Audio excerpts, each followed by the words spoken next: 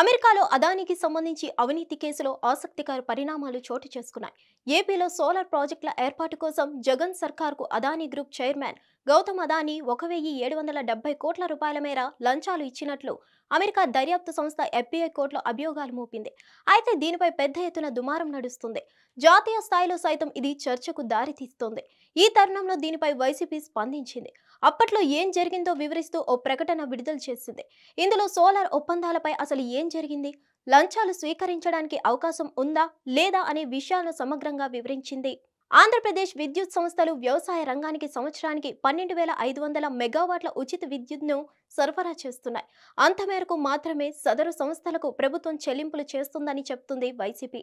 రాష్ట్రంలో గత ప్రభుత్వాల విధానాల కారణంగా అధిక టారిఫ్లతో విద్యుత్ ఒప్పందాలు అమలు చేశారని, రాష్ట్ర డిస్కాంలపై ఇవి ప్రభావం చూపకుండా పంపిణీ విషయంలో భాగంగా విద్యుత్ కొనుగోలు ఖర్చు దాదాపు కిలోవాటుకు ₹5.10 చొప్పున చెల్లించడం ప్రభుత్వానికి భారంగా మారిందని వెల్లడించింది. ఈ సమస్య తగ్గించే ఉద్దేశంతో 2020లో అప్పటి వైసీపీ ప్రభుత్వం సోలార్ పార్కులను ఏర్పాటు చేసుకునేందుకు నిర్ణయించిందని వెల్లడించింది.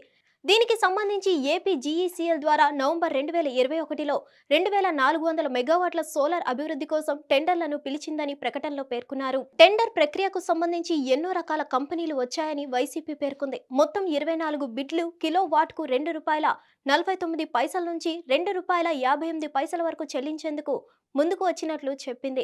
టెండర్కు చట్టపరమైన, నియంత్రణ పరంగా ఎదురైన అడ్డంకులతో ఈ ప్రయత్నాలు ఏవీ ఫలించలేదని తెలిపింది.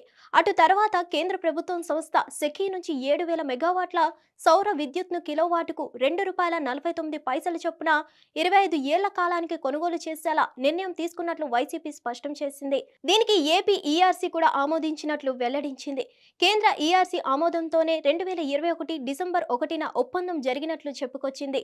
రాష్ట్ర ప్రభుత్వం నేరుగా అదానీ గ్రూప్తో ఎటువంటి ఒప్పందం చేసుకోలేదన్న విషయాన్ని ప్రస్తావించింది. అప్పట్లో రాష్ట్ర ప్రయోజనాలకు పెద్దపీట వేస్తూ ఈ నిర్ణయం తీసుకున్నట్లు వైసీపీ వివరించింది. ఇంత తక్కువ ధరకు విద్యుత్ కొనుగోలు చేయడం వల్ల రాష్ట్రానికి సంవత్సరానికి 3,700 కోట్ల రూపాయలు ఆదా అవుతుందని చెబుతుంది.